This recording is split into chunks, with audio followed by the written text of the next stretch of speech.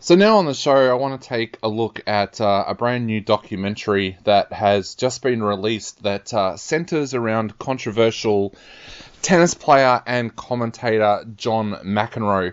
Now, the film is called McEnROE, and it's directed by director Barney Douglas. And I have to say, this is a pretty good sports documentary. McEnroe is a pretty interesting character because for those of you who grew up in the same time period as me, and I'm in my 40s, we kind of saw McEnroe as that spoilt brat tennis player who constantly lost his cool on court, would tell an umpire what he thought of them, would smash over a drink stand in anger.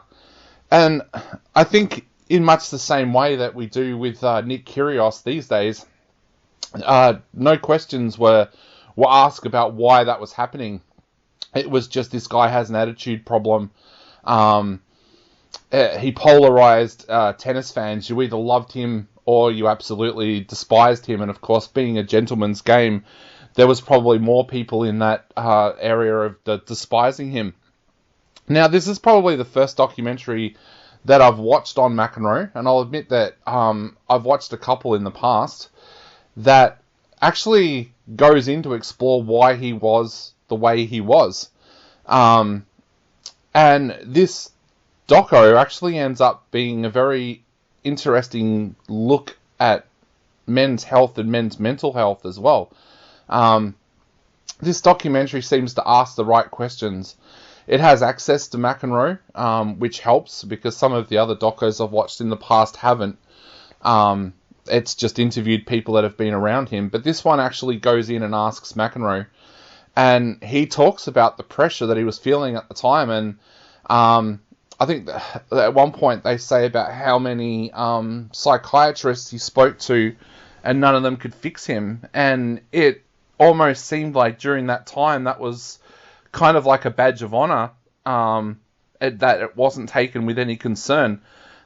This documentary looks back at that and looks back at what he was going through, and we hear from him about how he was feeling, and what you see is a damaged person, and you kind of wonder whether if he was playing today, things would have been different because somebody would have been able to help him with that mental stress. Now, I say that, and like I said before, we see that with Nick Kyrgios these days as well, where Kyrgios seems to be a very similar player to McEnroe, but isn't getting that help either. So I think this is a pretty powerful documentary for anybody out there who wants to learn more about McEnroe, to learn more from himself about why he was the way he was. The doco gives some great interviews into people that were around him as well, and you hear a lot.